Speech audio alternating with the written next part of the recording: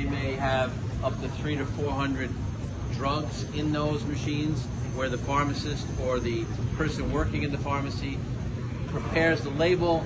The machine then identifies what the tablet is. All of a sudden things start to move, and at the end of the line there's a vial with a label and the tablets inside. Well, in hospital practice, and that's not my specialty, I grew up in community pharmacy practice where I had my own place for close to 30 years. I'm not that familiar, but I know what we're seeing behind us. You may have heard of Pyxis machines in a hospital. Well, Omnicell is very similar to that in as much as automated dispensing. So you have machines that will actually automatically admix an IV.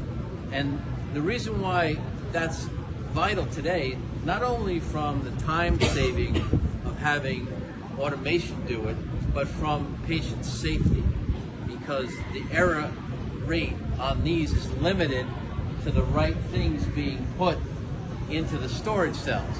Once that's done, there's very, very small, infinitesimal margin for error, because everything is barcoded, everything is automated.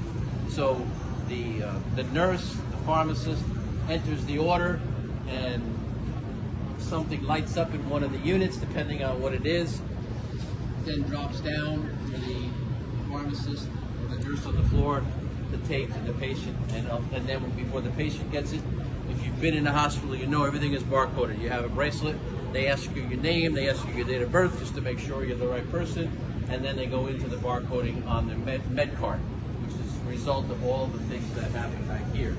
So this will take a while to actually walk you through here, but Dean Dapstani worked very hard to implement our collaboration with Omnicell, and the purpose is to have our students, when they graduate with a PharmD, to have experience using these types of units, so when they go into a hospital they have the experience with Omnicell. So if that hospital happens to use Omnicell, they're ahead of the game.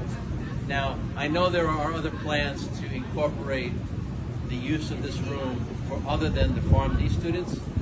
Perhaps if you're in a program here that has some type of a connection to this type of practice, there may be an elective that is put together going forward. We don't have that yet.